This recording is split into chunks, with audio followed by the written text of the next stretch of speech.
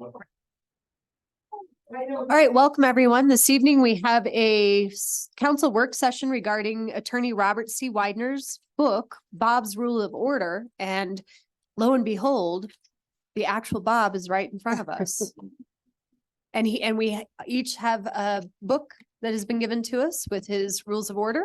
And we're going to go ahead and let him get started with his presentation. Thank you, Mayor. Again, I'm Bob Widener.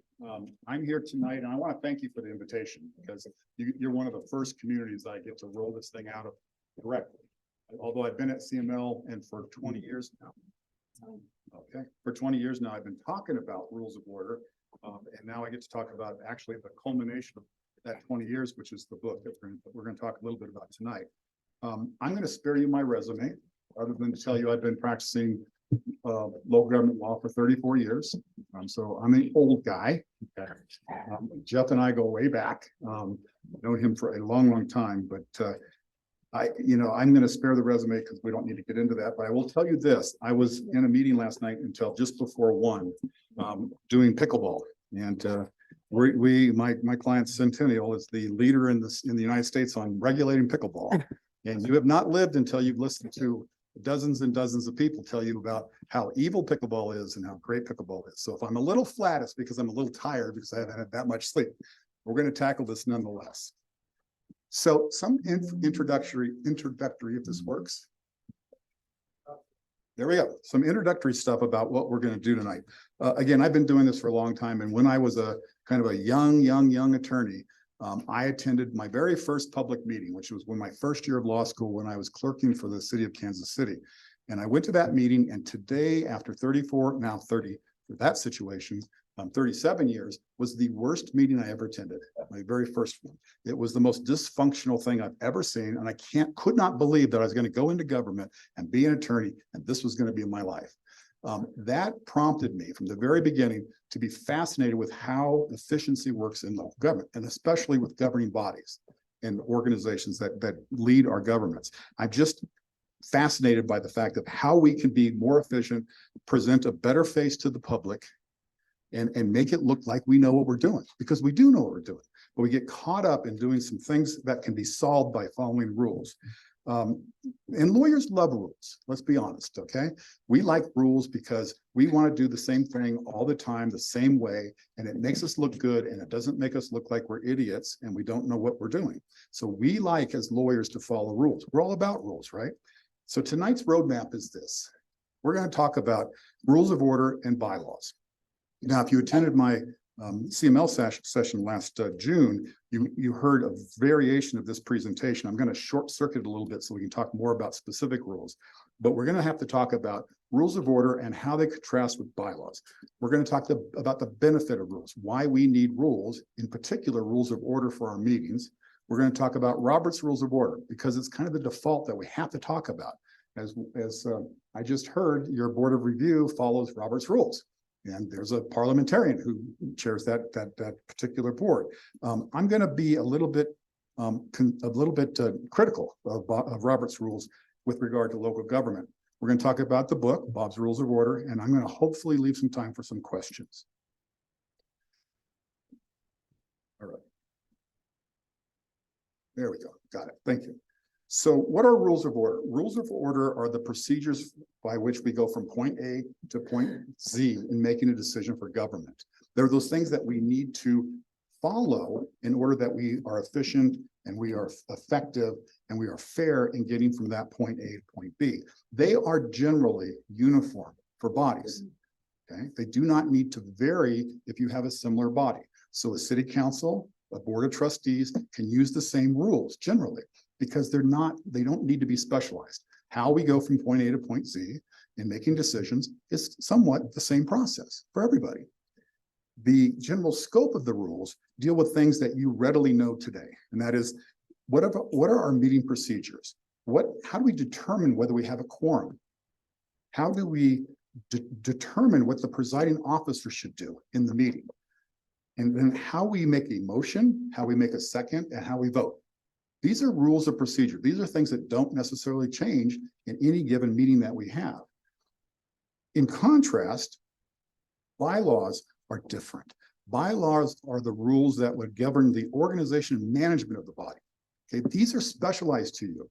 These cannot be used necessarily by any other body. They're things like what are our purposes? What's the body's purpose? What the number of people that we have? How do we dismiss somebody from the body? How do we discipline individuals? What kind of decorum we're going to have? These are things that you decide on your own to govern your body.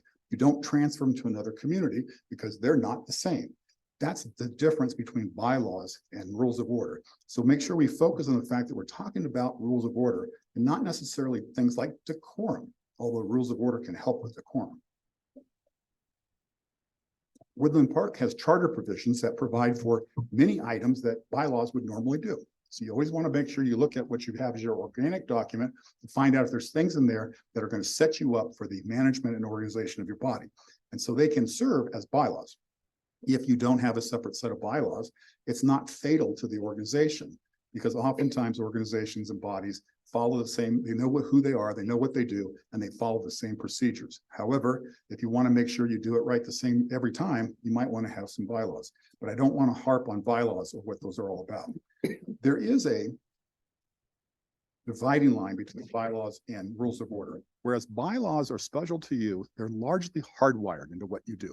You don't change them very often. You're not going to change the number of people you have on your city council. They're hardwired for your organization, and they are very difficult to change compared to rules of order. Rules of order are more flexible. You can deviate from them. You can change them. You can model them for the particular decision that you're making. But at the same time, there is a connection between the two. Your rules of order are adopted by your bylaws. Your bylaws typically say, we're going to follow this set of rules of order.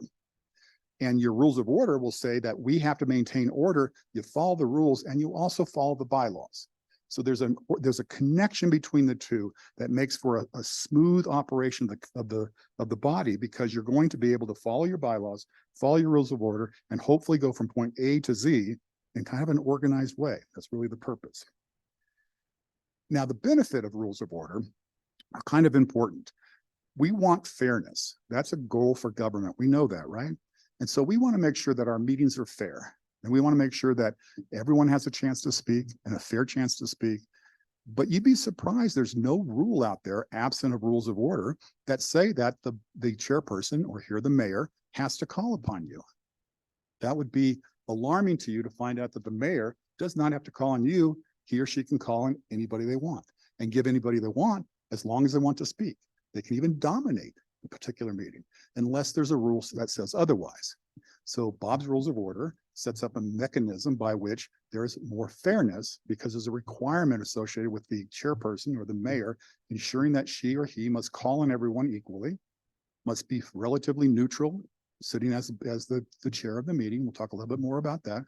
And everyone should feel comfortable about the fact I get a chance to speak. I will be recognized in the order in which you typically process your meeting. So I know if I push the button or I raise my hand or whatever you do, I will be called upon, because the rules of order require it. Otherwise, you don't, it's not required. There's a part of rules of order that also is important in defending decisions that you make. There are a number of cases across the country in which government made a decision, somebody didn't like the decision, challenged it, and the government had to prove that they were following a rule.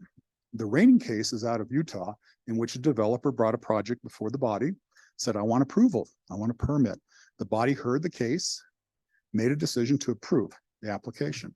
The developer left and the council left, and the council members thought, wait a minute, we missed some important information here. We didn't really weigh it very well. I'd like to think about it again, and maybe we might reverse our decision.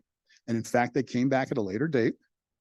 They made a motion to reconsider and to reopen the matter, to talk about it some more, and then they entered a decision to deny the application. As you can imagine, the developer didn't like that. They had it, now they lost it. So they sued on it, and the court said this, that the process that the governing body followed in going back and reviewing and redeciding was a process approved by their rules of order, and therefore the court upheld that process. And the court specifically said this, if there was no rule of order that let them do that, he would not support the decision. It's antithetical to the idea of government that we make decisions, but we'll later on decide something else, especially in a quasi-judicial matter. You just don't flip unless your rules let you. So it's important to defend your rules by having rules that will work for you, especially in the quasi-judicial context. And you want to make sure you can defend your decision by following the rules the way they're written. Lastly, efficiency is a big benefit to rules of order. We want to know what comes next. As we're going through the process, all of you, if you're equally knowledgeable about the rules, you know how things happen. You know what the motion means when it's made. Everybody's on the same page.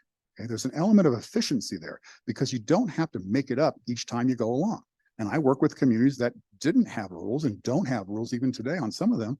They don't want rules because they want to do it the way they want to do it on each particular project. And it becomes this kind of messy way in which they make decisions because they're not doing it like they used to do, or they did earlier an hour ago. They just kind of say, I want to go here, and they go there. Now, it's kind of a very inefficient way to operate government, and rules of order help you get on the track to make sure that you operate things the same way each time, and it's fair. There we go. Oh, one more back. Stop.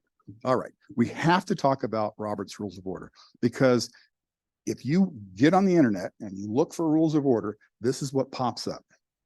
It is a beast, right? I'm holding it here. It is a beast in really small words. But this is the most commonly recognized rules of order for a meeting. And this is what's commonly adopted across the United States, really, and throughout Colorado as the rules of order for the community. This is what they want to follow. And even those communities have not expressly adopted Robert's rules, they still proclaim to use Robert's rules, even though they never formally adopted it. They think they do. And that's what their rules of order says. That's perhaps a problem. Let's explain why. It is 803 pages to start with, and it has 96 motions in it. And I will challenge any of you to read it, to coalesce it, to understand it, and to figure out how things work using Robert's Rules of Order. It's just that alone, 96 motions that you have to know, because if somebody makes it, you want to know what they're doing. And as well as going through 803 pages is just by itself indicative of the fact that it's not going to work for you. It doesn't work for any government. I've never, ever seen a government, local government, effectively use Robert's rules because they don't know what's in there. They've never read it. In fact, I'll go into communities that want me to come and help them, and they say, well, we follow Robert's rules. And I say, oh, so you give a copy to each of your governing body members? You say, no. So you have one that you bring to the meeting? No. And this is for all of them. And this is not one or two that told me this, all of them. Well, where would I find a copy of these rules that you follow for your meeting? I don't really know. We probably have one in the clerk's office. That's the answer. So if that's your rules of order, perhaps you're missing the boat, right? Because you're really not using Robert's rules. And when I go into communities, you don't hear them talk about Robert's rules. They just do things and they think they're consistent with Robert's rules. But in digging a little deeper on Robert's rules, although they're too complex for local government, they're very difficult to understand. They're not organized in a really good way. In fact, they don't state a rule and then tell you how the rule works. They mention a rule in a paragraph and they'll mention it again later on. And it's almost impossible, unless you're really good, to quickly reference what's going on. I challenge anybody, and I've had friends who proclaim to be certified parliamentarians, and even they have to pause before they answer any question because they're not really sure. And I will go onto the internet and look at the different blog sites about Robert's rules, and they disagree. These certified parliamentarians disagree about what the answer is to a particular parliamentary question. And they call out different parts of Robert's rules. That's not a workable set of rules if the people who know it can't figure out what it's really supposed to do. It's unacceptable for local government because there's a lot in here that you don't know to start with, but a lot in here that you would not accept. The fact that Robert's rules allows a majority of this body to penalize another member for not following the rules by assessing a monetary penalty. In other words, I moved to assess a $100 fine against Council Member Smith because she or he didn't follow the rules. And if there's a majority vote, now she's thinking, and if there's if there's a majority vote, that's the order. And if you don't pay, or the chair can force you to bring an apology, they can remove you from the body. Now that's inconsistent with Colorado law. That's not what we do in Colorado. You couldn't do that. But Robert's Rule says to do that. So you've adopted, if you have, a set of rules that don't comport with the law. They just don't. They also don't handle at all our quasi-judicial responsibilities. Robert's Rules mentions quasi-judicial once, and in the context of some governments have quasi-judicial processes. That's it. That's all you know. You have no idea how the rules will mesh with your obligations under quasi-judicial procedures because it doesn't tell you what to do. And in fact, it turns you in the wrong direction than where it should be taking you. So that's a big problem I have with using Robert's Rules for local government. It is, however, a very good tool, I guess, probably a fair tool to use for really large deliberative bodies, like the state of Colorado that uses them. The state of Colorado also has a group of certified parliamentarians who tell the legislatures what to do and how to work things out. We don't usually in local government have the luxury of having somebody sit as a certified parliamentarian and tell us what to do with the rules and guide us every single meeting. Moreover, if you do that, and this is what happens, if you use these rules and you want to have that kind of those kind of requirements to follow the set of rules, what you're going to spend most of your time doing is talking about and arguing about the rules and how they fit and how you would use them. And so in a sense, the tail is wagging the dog in your meeting. The rules are dictating the majority of what you're trying to decide. And that's just not efficient for local government. So what are the options? Well, you can adopt Robert's Rules. Many communities have. They don't follow them, even though they purport to. Or you can have a custom tailored set of rules. And there's a few communities out there who have sat down and done the laborious work of drafting up rules that will work for them. They essentially take Robert's Rules and cull it all out into something that they think works better. In fact, what they do is they really don't use any aspects of Robert's Rules except for the motion, the second, and the vote. The rest of it they throw away on the side of the road, and they find out other things that are going to work for them. Other governments have rules that they use from other governments.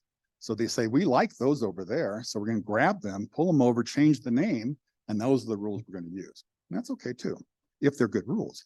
Or you can go to something like Bob's Rules. Now, Bob's Rules of Order is, I'm going to go to the last bullet point here, is my labor of love. I have for 20 years taken notes about meetings, gone to communities and sat with communities and watched what worked and what didn't work. And I've seen dysfunctional meetings out the wazoo, and I've seen good meetings. I've seen meetings that were efficiently run. And anytime I saw something that a government did that was good, I wrote it down. And if I saw something that was dysfunctional, I wrote it down and thought about how we could have done it better to make it less dysfunctional. So it's basically this coalescence of all my experience, as well as the experience of people like Jeff, because the listserv for attorneys jumps on procedural rules for meetings a lot. They'll ask questions like, I did this or we did that. Is that right? How do I do this? That experience on the web is very helpful in identifying what the key issues for local government are. And I've collected all those listservs messages ever since they started running that kind of system. And I actually rolled out versions of Bob's Rules over time, not as comprehensive as this book, and gave them governments and had governments adopt them and use them and tested whether or not they would work. And they did. And if they didn't work, I changed it. And so the governments have tried and tested, and Centennial is really my test government, has used them for 2 decades. And they like them, and we've never, ever had to modify them. And that's what's in here. This is really what Centennial has used for many, many years since I've been with them. And so I know they work. What's inside of this stuff, that's Bob's Rules of Order, is just basics. Government uses the same motions. They don't deviate. We don't have to pull an obscure motion out of Robert's Rules because something comes up. We use the same rules all the time. And I've watched that over my entire career. We don't deviate much. We only need a small set of rules, not 96 motions, guaranteed. Okay, so it's just the basics. And I hope that it is simplistic enough to read one time and you got it. And the reason why is because the rules that are in here, as you read them and you read the motions and the commentary, you'll say, duh, that's good. That's what we do. And that will simplify your learning curve in using Bob's Rules of Order. And there is, by necessity, some flexibility in here, because we don't have to follow the rules strictly all the time. So the rules provide methodologies and methods and procedures to be flexible, okay? And it is a flexibility that can be used on different projects, but generally we follow the rules. But sometimes we might deviate, and we're going to talk about some of the deviations. And I'll tell you, it conforms with Colorado law. There's nothing in here that violates or is contrary to Colorado law. There are things in here that may conflict with a local government's charter, okay, or what they want to do. We're going to talk about how that would work out, but this conforms to the state statutes. And I know that because I had a little group of advisors, 5 people in the state who have lived a parliamentary procedure as long as I have, and they all helped me and read through drafts and said, what about this and what about that? We do this here. Can you write that in? And they helped massage the rules into a package that they were comfortable with, met the requirements of state law, and I did too. And specifically, it recognizes the quasi-judicial obligations that we have. It specifically identifies for you on the rules if there's a quasi-judicial tweak, if there's something special about the rule that needs a special treatment when you're in a quasi-judicial setting as opposed to legislative. So it helps you, guides you through this idea of managing meetings, both legislative and administrative and quasi-judicial. And I'm very proud of the fact that we spent a great deal of time honing them to serve all the needs that we have when we perform our work. So what's inside? There are basically 4 components to the book. There's the why we need rules. We talked a little bit about that. There's a lot more detail in the book, and how you would adopt the rules, and some ideas on how you want to review the rules before you would adopt them, if you do. There's a section on terminology. We talk about that. There's a section on the rules themselves. What are the rules? What are the rules that we need to know in governing our meeting? And then there's a section on points and emotions. Points and motions. We'll talk about all of these coming up. With regard to revising and adopting the rules, I want everyone to know that the rules are not necessarily standalone. Okay. Most communities could look through them and say, yeah, this is exactly what we do or we want to do. We're done. Adopt them. Some communities will look through and say, you know, there's some things we want to tweak, and that's okay. Actually, I would encourage that. I would encourage anybody who's thinking about Bob's rules to sometimes put a little rules committee together and read through them and talk about how it fits into what you do. You may find that they're very compatible with what you do. You may find that, well, we do this, and so we want to make sure that we tweak that rule.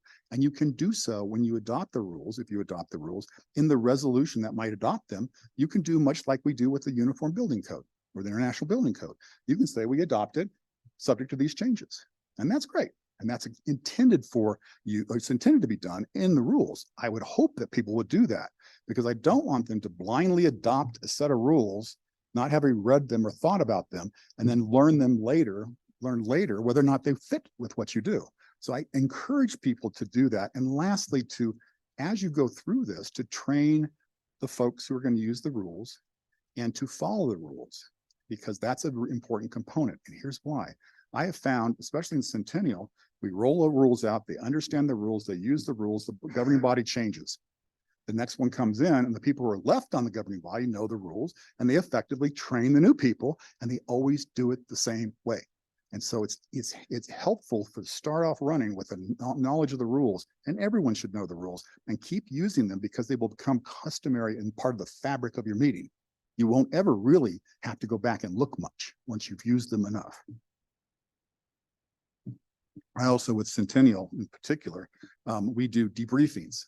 So we'll have a difficult session, and I'll say, we did great, or we fell short. We used the rule perfectly. And we'll talk about how these things could have been better, or how we did them right. Oftentimes we do them right. And so that's a good training to kind of debrief how the rules fit into the last thing that we did. Terminology. The book has terminology in it. And I want you to understand this about terminology. It's simple. You know all these. You're going to read them and say, okay, I knew that already. Thanks, Bob. And that's what I want. We all know what the floor is. We all know what who the presiding officer is.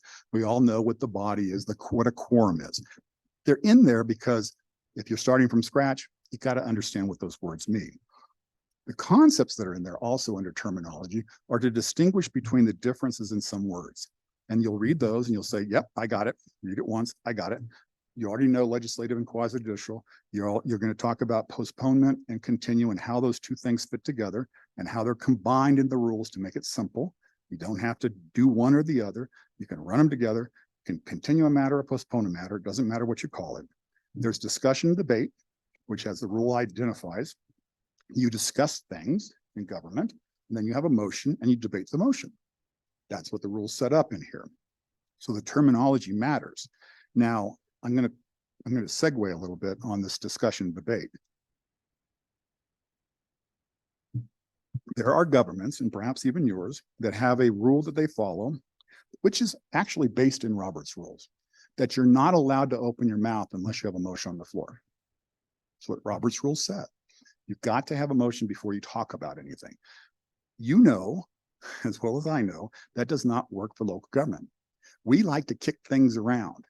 Okay, we like to talk about what the problem is before we would even fashion a motion. So to step up early and to say, I have to move a motion so that we can open this matter is not consistent with what we do.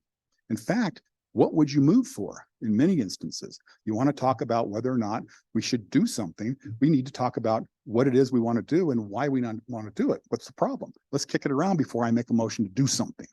And that's very efficient for government. You watch it all the time, and you do it too, I suspect. You talk about the problem before there's a motion on the floor. So the rules set up a system by which you don't have to have a motion. It deviates from Roberts. You don't have to have a motion to start talking. There's also the idea of abstaining and recusing. You know, and it identifies the difference between the two. Recusing is when you have a conflict of interest and you can't sit here. Okay, you're recused from participation and voting. Whereas abstention is that you have no reason not to vote or to participate. You just at the last minute decide, I'm not going to vote. And you may have sat here for 2 hours and debated the matter, but then you don't vote. That's abstaining. So it identifies these words for you and gets you to understand the words and how they work because they're used later on in the rules.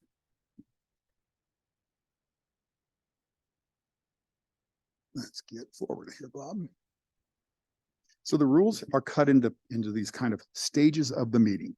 We have meeting rules that are general in there, the rules that are general for the meeting. These are things like how we provide notice, an assumption that notice was provided.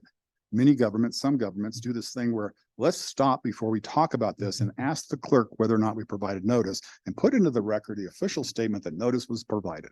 The rules bypass that. Most governments don't do that. And so we have a rule that says we can presume that notice was provided in accordance with law. Okay, that presumption is very valuable to us because later on, if somebody wants to question it, they can, but you do not have to go back and check out whether or not we had all the notice provided. So there are rules like that on the meeting generally. And you can read through the rules generally, and you'll say, yep, got it, yep, got it, yep, got it. It's how we do it. There's rules for quorum. And not what the quorum is for a meeting, that's in your bylaws, because some governments have a quorum set for their standard meeting, the general meeting, and they may have a different quorum necessary for, say, a workshop. Okay? They set different quorums, and that's okay. And you can do that, and that's specific to your body, and you do that in your bylaws. It talks about in the quorum section how you determine if you have a quorum. And it sets it up consistent with Colorado law on how you count the noses of the people here to see if you've got enough people to make a decision. And that's all provided in that section on quorum. You'll read it and you'll say, got it. I guarantee it. There's rules in here for the presiding officer. These rules are generally necessary because there's nothing in state law that dictates how a presiding officer should conduct the meeting. And it's important because there are presiding officers who do a great job managing meetings. And there's a characteristic of how they manage meetings that all governments should emulate. I annually teach at the CML Mayor's Summit, and we talk about what makes for a good mayor. And so this section is kind of those ideas that what makes for a good mayor. And some people read this and they say, I love this approach because it is our nature to make sure that the mayor or the chairperson doesn't dominate the meeting, doesn't effectively tell us what to do, that the mayor or the chairperson is creating fertile ground for all of us to have a chance to participate. The rules set that up. The rules set up how the presiding officer is to call on you and make sure that you have a right to speak and cannot be foreclosed. These are all in the rules. And when you read them, you'll say, I like that because that's how government should work and how we work. Nothing special here. You're not going to read this and say, oh my goodness, this is a sea change for us.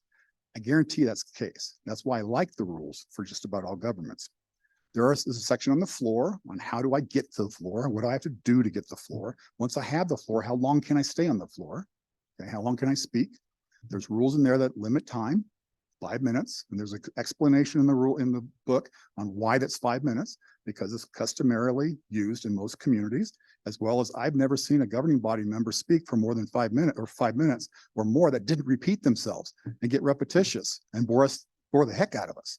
And so 5 minutes is the limit. It can be modified. And it says it in the rules. It's not set in stone. You have a particularly difficult meeting, the mayor has the authority and the discretion to say, I'm going to change the rule to let us speak for 10 minutes tonight each. You can change it. It's completely authorized by the rules. But unless that change is made, 5 minutes is the limit. You can also not customarily speak more than once unless everybody has been afforded an opportunity to speak, not to speak. Not everybody has to speak. But the mayor should be very cognizant of the fact that you spoke, and now you want to speak again. He or she should say, before you have the floor again, does anyone else want to have the floor? Because our rule says you got to wait a little bit. And if nobody wants to speak, that person can now speak. That's a fairness rule. That's a fairness rule. Easy to do.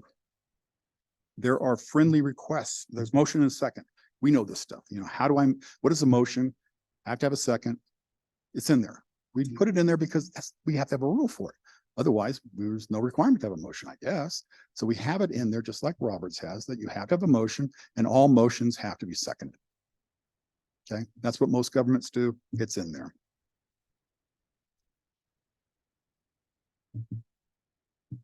There's a section on what I call friendly requests. This is a somewhat creative section of the rules that mimics what many governments do in the state of Colorado. You may not do this, but it has been very effective in those governments that use it. Some of them use these friendly actions without any rule authorizing it. They just have done it historically, but they do not have a rule that lets them do that. So this book provides the rules, and here's how it works.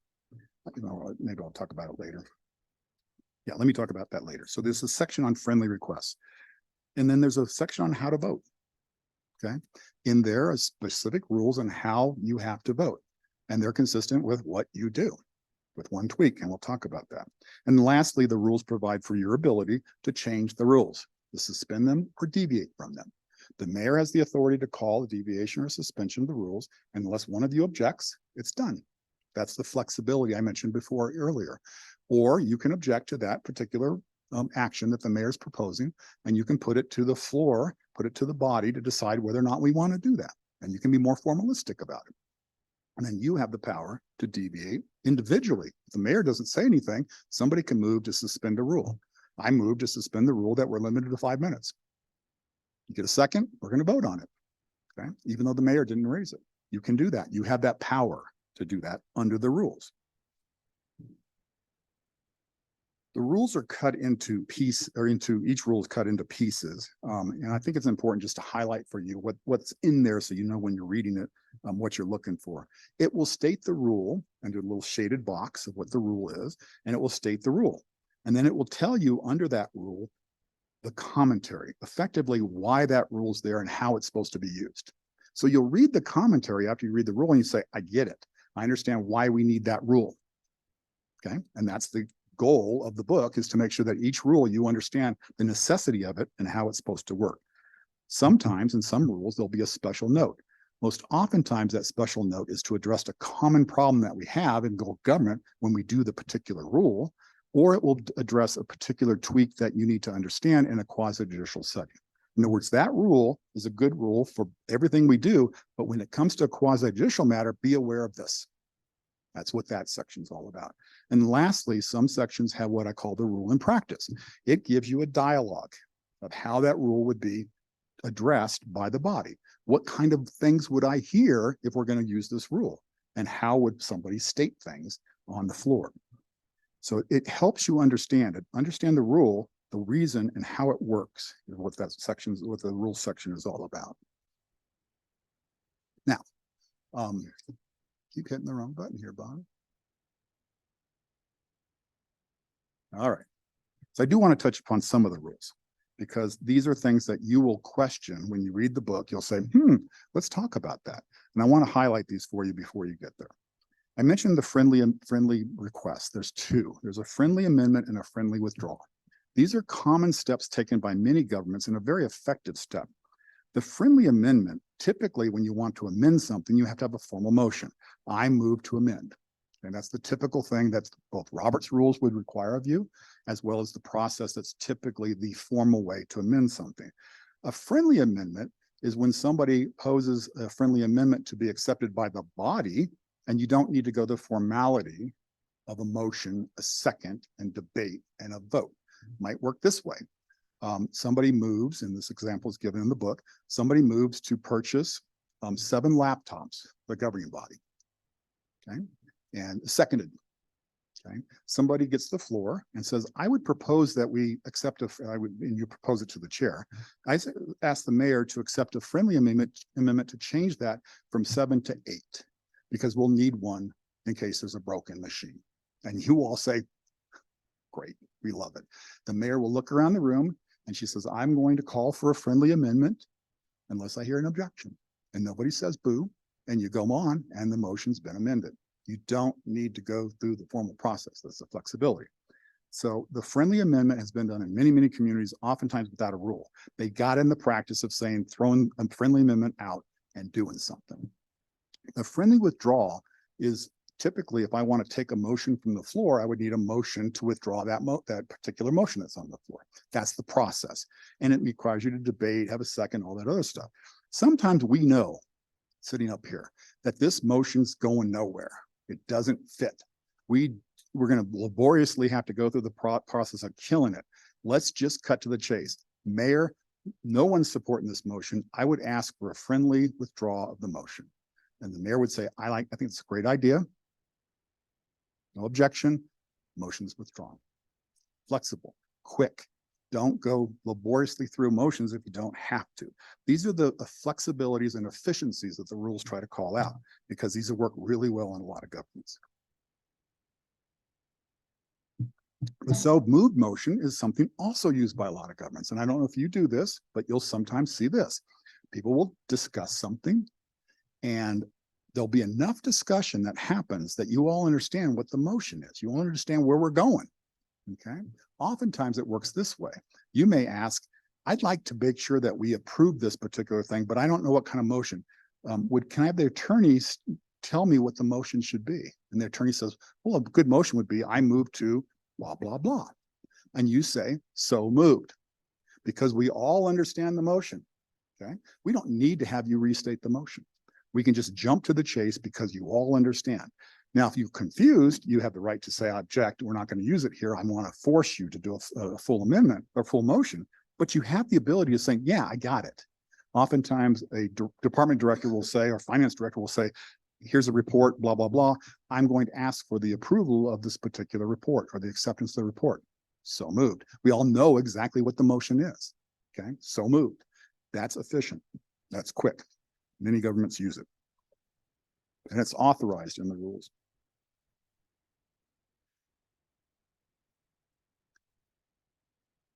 We can talk about points. Points are easy. Points are easy. We talked about the rules. There's all these rules on how our meeting is conducted. Now we're going to slide over to the actions that we take. There are 3 points. These are somewhat consistent with Robert's rules. Okay, they work, but they work in a simplistic way in Bob's rules. There are 3. There's a point of order, a point of information, and a point of appeal. These are very special actions that you take. They're not formal motions. They're called points for a reason. A point can be offered up even though you don't have the floor. You get to jump in and do it. Point of order, point of information. The chair will stop the discussion that's going on and say, what is your point? A point of order is this. We're out of order with our rules. We've deviated in a way that's substantial, and I want to call us to order.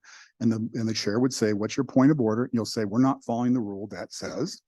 And the chair will either agree or disagree with you, get us back in order, and move on. Go back to the person who was speaking and continue on. So you have the right to interrupt the proceedings because that order has to be established right away.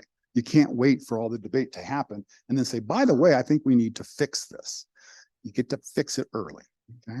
A point of information is when you need information to continue to proceed in the meeting, not for you to give information. I need to know something. An example is this. You hear testimony about traffic impacts. You heard that your department director for traffic said there's going to be 500 vehicles at the intersection during peak times. Somebody else said 5,000. Time out here. What's the right number? Point of information. I'm confused as to what has been said. I need to know so I can continue to listen and participate. That's a very good use of a point of information. Another one can be pretty simplistic. I'm freezing and I cannot sit in this chair and listen to this debate any longer unless we turn the thermostat up. Mayor, can we turn the thermostat up? Point of information. Can we do something? Okay. And yes, it happens. So, and you get the right to jump out and make that point because you need to resolve the issue now. Okay. Point of appeal is when the presiding officer, the mayor, makes a decision with regard to the rules and you disagree. Okay. She says, for example, we have a motion to close debate and that requires a majority vote. Let's call for the vote. And you say, I know the rules and the rules is 2/3, not majority. I'd like a point of appeal. Jump right in there, point of appeal. Mayor, I think you're incorrect on that. I would like to appeal your decision because I think it's a 2/3 vote. The mayor goes, you're right.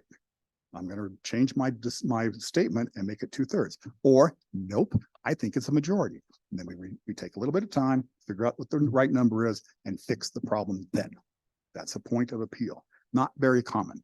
Points of order are very common in some communities. In fact, I have some governing body members and some governing body members on some bodies that love to be the point of order person. They're always the person who jumps out, who knows the rules and says, I want to get in line. And they love to do that. Affectionately, I love them too. A point of information is not uncommon, but usually it's a necessary piece of the meeting. Those are the points. They're pretty easy to understand. You don't need the floor. You get to blur it out and we take care of it right away. And it's authorized. Nobody can say to you, if you say point of order, that you're out of order because you don't have the floor. It gives you the floor as soon as you make the point. Motions are only 8, not 96, 8. 8 because that's the ones we all use. We don't need more than 8 for local government because anything outside of 8, we can use what was called a principal motion, or in Robert's rules, a main motion. Robert's rules is confusing because it uses main motion to mean 2 different things, one for priority and one for the basic general business decisions. We just call them principal motions. So if you want to do something special, you would make a principal motion. An example would be this. We don't have a motion to withdraw in here. It's not a motion that's on the list of 8, but you can use a principal motion to move to withdraw, just like you would make a motion to approve something. There's no motion to approve on the list. A principal motion is a business step. I want to do this. So it collects everything you might want to do in a package. And it's always subject to majority vote, okay? Unless the rules in state law change or your charter may say you have to have a higher vote. Motion to continue and postpone, it doesn't matter whether you use the word postpone, it doesn't matter whether you use the word continue. Some rules, Robert's rules, treats them differently. You know, you use them in different contexts. In local government, we don't need to be that picky. We know what you mean when you say, I'd like to continue or I'd like to postpone. We got something before us and you want to move it. It doesn't matter what word you use, and the mayor's going to know it's a motion to postpone or continue. Doesn't matter how you use the word, but we use that frequently. So for example, push something off to the next meeting. We use it. So let's put it on there and make sure we know how it operates. There are special issues with regard to continuing or postponing quasi-judicial matters. So there's a rule, there's an explanation in there. When you're going to use this for a quasi-judicial matter, make sure you're aware of the following, and it tells you what to be concerned about because it's special. So that's in there. We use motions to amend. You have a motion on the floor and somebody says, I'd like to amend it formally, not a friendly amendment. I'd like to formally amend this particular item. I move to amend I have the floor, I move to amend, and I offer up the amendment. And we take care of that first. We do not have Robert's rules unless you do 50, 60, 600 motions to amend on top of each other. I have never been in any meeting in which we've had a motion to amend with another motion to amend that wasn't confusing. Everyone says, I don't understand what we're doing here. What are we voting on? So Bob's Rules of Order says you get one amendment at a time. Okay, you make the decision on the amendment, and then somebody else can move to amend too, but you don't stack them on top of each other. That's just inefficient. And I think that's acceptable to most communities because 99.9% of the time, we don't get stacked motions to amend. But when they happen, they're always confusing. Okay. Motion to close debate. This is oftentimes to call the question. Okay, Robert's Rules uses. I call it closed debate because that's really what you're doing. You're not calling a question necessarily. You're saying, I want to stop everybody from talking. We've killed this thing. I'm done. I'd like to move to the vote. I want to know that I want to have this body close the debate. It's not to approve what we're doing. It's not to approve the thing. Close to debate or call the question. Does there have to be a motion on the floor in order to do that? No, okay, but when you're in discussion and you're trying to formulate issues, I rarely have ever seen somebody want to stop debate unless they want to do it in an adversarial way. In other words, I don't agree with what we're doing. I want us to stop. But you all get to stop if the majority of you want to, right? So a formal motion to close debate may be summarily rejected because your motive to close debate is to shut everybody up and everybody else wants to talk. Majority rules, right? So you can propose the motion at any time, but it can always be overridden because you're going to vote on it. It does require a 2/3 vote to shut people up. Yes. It's a motion to close debate by Bob as opposed to voting on the matter. You are not voting on the matter. Sitting a lot, I vote to call the question, you see the vote on the matter. And that's why it's called closed debate, because calling the question makes it sound like we're moving immediately to make a vote on what's on the floor. And that's not what you're doing. You want to shut everybody up. And then you return to decide the matter that's on the floor. And so this takes a 2/3 vote, majority vote, because telling everybody to shut up is an important thing. Okay, we may want to speak, and you want to quiet me. So if you're going to quiet me, you've got to have a lot of support on the body. You're not just going to quiet me because a majority want to shut me up. So it takes a super majority to shut everybody up. I hate to use the crass word of shut everybody up, but that's how it's perceived when you do this motion. Right? It's somewhat adversarial to the open process of government. But if 2/3 of you think it's okay, you do it. That's the motion to close debate. And immediately when that's approved, you return to the matter on the floor if there's something on the floor and you vote on that one. Okay? Because you're not going to talk about it anymore and you're going to go right to a vote. I know I'm just lowly staffed here, but I've worked with a variety of boards for many, many years, and I don't see you use the word table. My experience is everybody always wants to table something as opposed to continue work on postpone. Any thoughts, guidance? I think it's a concept that's been around for more than 100 years in Robert's Rules, this idea that we formally take the matter and we put it on the table. You know, we don't really need to say that in local government. We know what it means to continue, or we know what it means to propose, okay?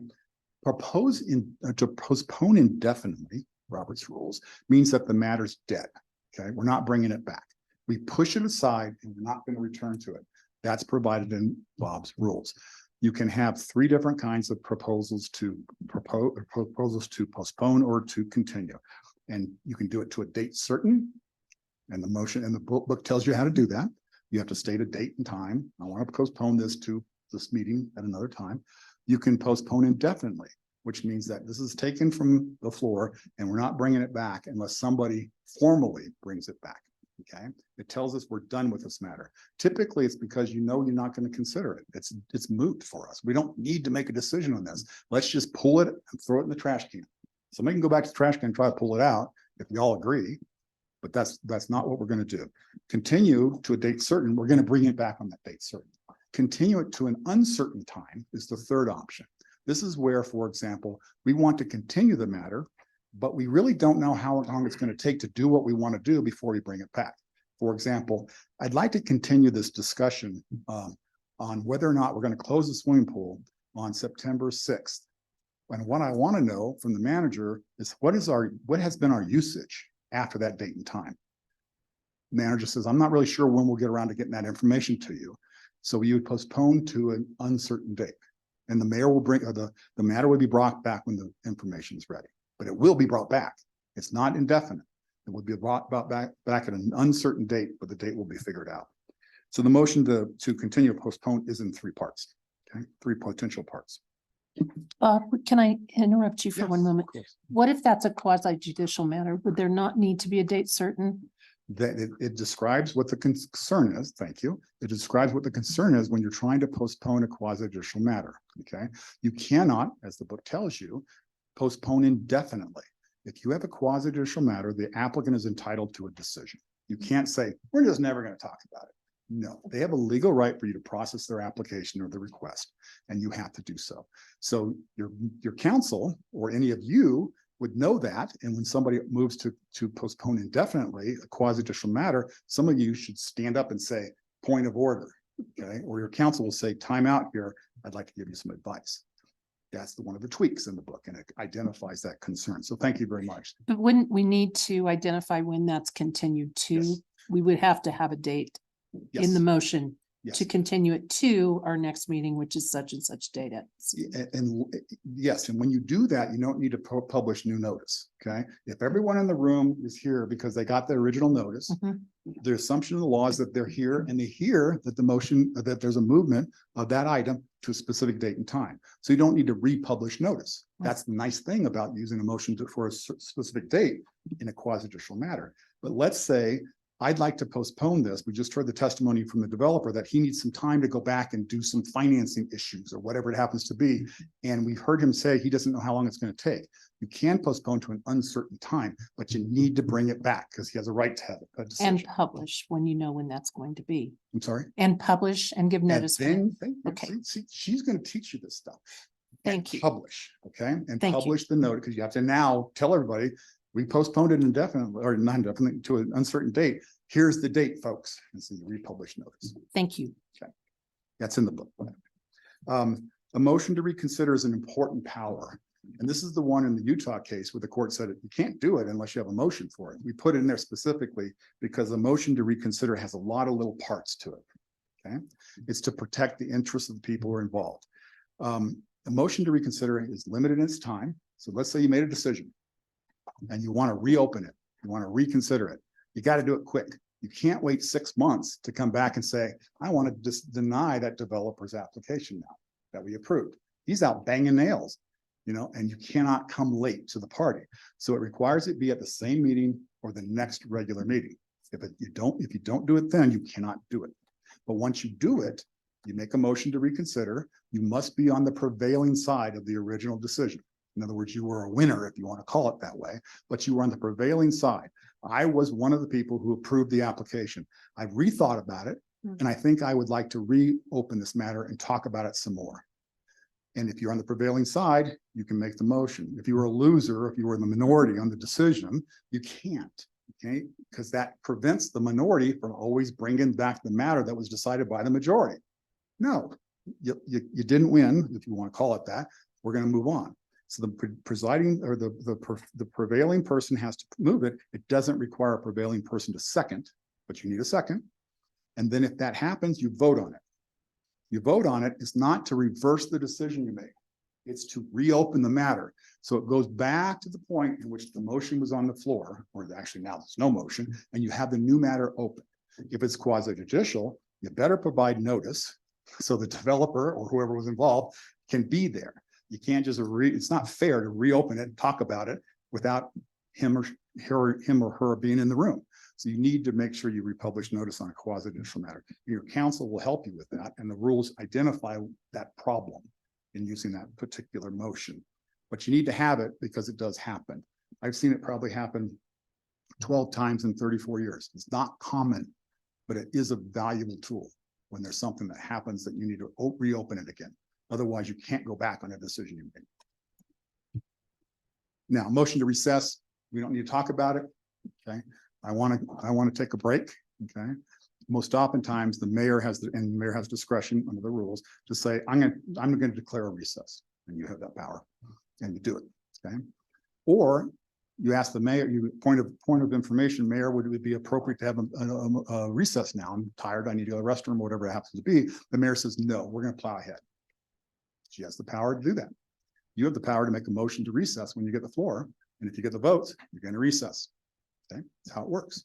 We all use that, and we all very accommodating. Government's very accommodating on recesses. Motion to adjourn.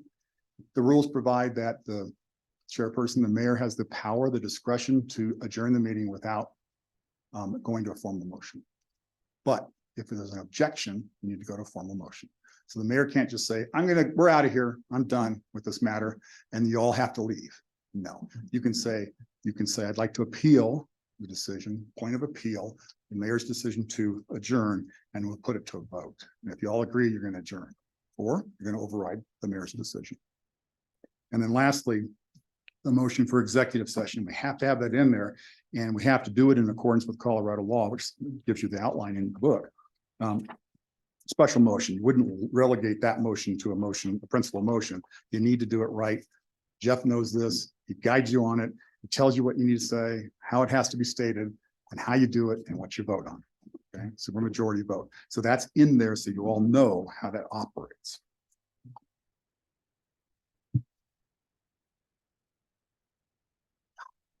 We're getting close to the end, and we'll get some questions, I hope. And we'll late.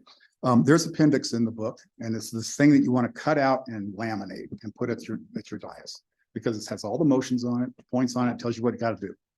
Okay. There's also a list of the rules in a condensed format that you can also laminate, so you don't need to go back to the book and find the rule. The rule stated one after the other, and then now we can ask questions. You got it. You cannot not have questions. That's just impossible, right? You sell a deluxe version with the laminated cards. No, CML asked me if we could do that. We can, but you can also laminate yourself. But no, we don't do that. Do we have an app? There is an electronic version of this. It's free from CML to you, not to non-members, but to you. If you want to have it on your computer PC, it's free, and CML can provide that to you. I'm trying to think lastly. I don't know if I have any concluding comments on this. I need to relegate this to you to decide. You got the books, you can plow through them, you can decide whether it works for you. I'm not telling you have to do it. You can do whatever you want. Okay, I'm not here to pitch it. Okay, if any of you are at my CML conference session, you know that I'm not selling this. I'm not making $1 on it. Now I am selling it to cover costs for printing when somebody wants extra hard copies, but you'd be surprised at what printing costs are anywhere. But that's what we're doing with the book. We want to get it out there so governments can use it, because we want to wean, and when I say we, CML and myself, want to wean off governments from using Robert's rules, because they just don't serve us. Okay. And if we use a consistent, uniform set of rules, we can talk with each other about how we handle problems. But right now, you will get a listserv question that will have 30 responses to it, because nobody really knows. I think Bob's rules would be very simplified. Look at this rule. Here's how it works. Council questions? I just wanted to say thank you. Very nice. I appreciate that. I appreciate the opportunity to come down. I love coming to different places, and I don't get stuck in meetings until 12:45. So I really appreciate the opportunity to be here. You can all contact me. We've got contact information in the book at the back. You can email me. I'm always happy to talk to people and geek about rules. I will chew your ear off about rules if you give me the chance. Okay. And Jeff can always ask me questions, because I think Councilmember Harvey had a question. Well, it's not a question. It's really for the council to consider. I did set through the session at CML, as did Suzanne. And I thought, number one, this complies with state statute. And I thought that was extremely important for us. We have, in addition to the charter, a set of rules and procedures for the council. And even in the last month, we've struggled with our own rules and procedures that we wrote and voted on. But then we went, ooh, I'm not sure we really meant to do that. My suggestion to the council is that we consider adopting Bob's rules and dispensing with Robert's Rules of Order and the references in our rules and procedures, and then ask our attorney to go back through our rules and procedures and make sure we're complying with Bob's rules. It's just I don't know if we have that consensus. And have that be our bylaws. Just like other committees and boards that we Mhm. have bylaws that they operate from, because they really do resemble Mhm. bylaws. Well, meaning we would rename our rules of procedure to bylaws. And that's fine with me too. I don't, that's not, I'm not hard over on that. But I think most importantly, I would recommend to the council that we adopt Bob's rules of order, vice Robert's rules of order, all Right. 804 pages of it. Bob, I have know, a question for you. So, what's the legal consideration that you've discovered over the 34 years of doing this? Where a body is using Robert's rules, they are clumsy. Do they find themselves getting into legal territory because of the confusion? Is there significant risk to a body using Robert's rules with all of its complexity versus what you've put together? The general answer for all of government action that you take is anytime a rule that you're using, I don't care what rule it is, okay? Anytime you have a rule that's vague or ambiguous, okay, you're in a deeper part of the pool, okay? Because the law doesn't like ambiguity. And oftentimes when it comes to being challenged as a government, you find courts taking ambiguous rules and holding them against you. In other words, a developer says he doesn't like your decision and the court finds your decision was on an ambiguous rule, they'll defer to the landowner, for example, because you control the rules. And if you didn't state them correctly or clearly, you take the punishment. Okay, there are some presumptions that government does the right thing, but when it turns on a rule and you have an ambiguous rule, like you pick out 3 things in here that can contradict each other, you got to be careful because you might not be acting in accordance with the rule, but you really don't know, right? Because it says do this or do that. That's the problem with the book. I have a series of dozens situations where the rule just contradicts itself. It can't be both, right? And I will tell you this about the rules, closing, is that this is written for large bodies. There's a small reference in here about a page and a page and a half that mentions small boards. That's you. A page and a half in here tells you that some of the rules get modified, but not all of them. Well, which ones? Rule in here is the mayor can't speak. The chairperson can't speak. So if you are adopting Robert, if you have Robert's rules, it would be in order to say, I'm sorry, Madam Mayor, you do not have the right under our rules to speak. And they'd be right. That's a dangerous thing, right? For any of us, because the mayor is a full member of the body, right? And so nobody really wants to follow that rule. But if you have it, you need to use it, right? Nobody would. So why have rules you're going to ignore? It's largely what I'm trying to say. Thank you. Thank you, everybody. I appreciate the time. So I was just gonna somewhat agree with Carol, but I would like to read the book first. Not that I think I think these make sense, but if there's maybe anything we want to tweak, like he said, we can tweak when we adopt them. Or we can just adopt them and tweak them as we go. Well, my recommendation was that we adopt them by Robert's Rules of Order, but ask our attorney to review our rules and procedures. And if we rename them as bylaws, fine, but then bring that back to us. Yes. And that would give us time to look at this, but would also. Oh, I got it. I got where you're going now. Perfect. I agree. Oh, thanks. Sorry, I don't know where I'm going. Works. I think we have a consensus for that. Yes. Okay. Certainly. Well, I guess we have to ask Jeff as No, well. that sounds, I just made a note. Okay. As soon as you guys adopt Bob's rules, I'll get busy with the bylaws. And reconcile them with the rules and And the Yeah. charter. the whole enchilada. So we just need to bring that as an agenda item. Yeah, I agree. I think it should be on the agenda. Yes, Absolutely. We'll bring it by resolution to you. okay. Mhm. Thanks a lot, Bob. Thanks, Bob. Bob. That's great. Thank you very much. All right, we're gonna go ahead and adjourn this workshop and then be back at 6:30 sharp, please.